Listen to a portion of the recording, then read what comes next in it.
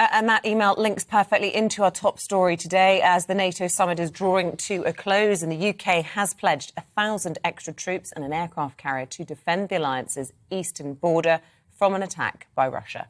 Well, NATO leaders also branded Russia a direct threat to their security. They pledged to strengthen support for Ukraine.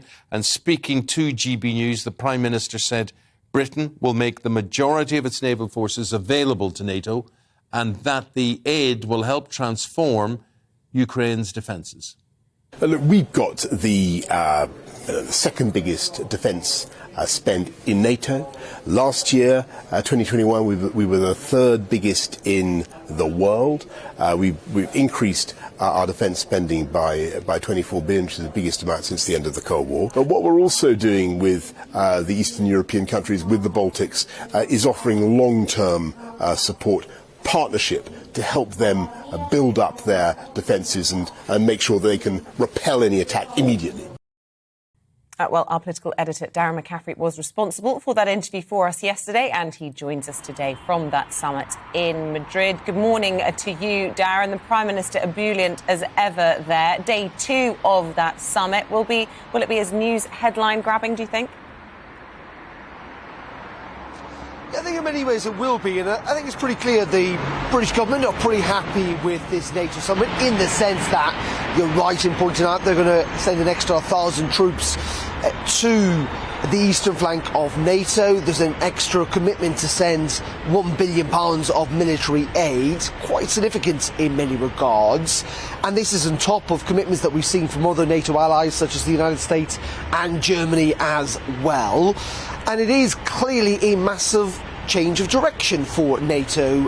This is an alliance that in many regards has not necessarily viewed Russia as an imminent threat in the last couple of years or indeed decades. That is clearly no longer the case with the war raging in Ukraine, the escalation that frankly we've seen this week. And the UK views itself very much as a key ally, Isabel, in all of this. The second, as the Prime Minister has pointed out, the second biggest military contributor in NATO.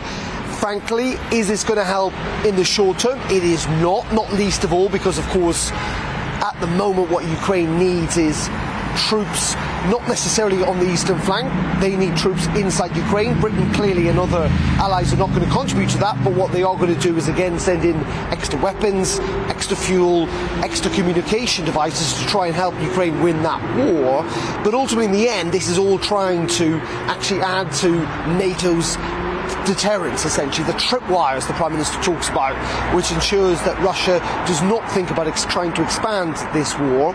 But as you've seen in the papers today and indeed over the last couple of days, there is this massive argument taking place about essentially whether the UK can afford to do all of this, whether the UK is prepared not just to contribute troops, but whether it has the ability to do so, because clearly the defence forces have been cut back quite dramatically in recent years. The defence forces have dropped from nearly 200,000 in the past decade to fewer than 150,000 today. And there are continued questions about defence spending. Yes, it is increased in recent years, but will that continue throughout the decade? And so the Ministry of Defence and the Foreign Office essentially been rubbing up against the Treasury, if you like, suggesting that defence spending needs to increase. Prime Minister somewhat in the middle, not really committing to that increased spending. I suspect this is a row that's going to carry on not just in the days and weeks, but maybe the months to come, where many are suggesting, frankly, if we are going to commit a hell of a lot more to NATO, that means that we need to commit more spending at a time, and as you've been reflecting, at which prices are increasing elsewhere, in which there's the cost of living crisis, where tough decisions are going to have to be made.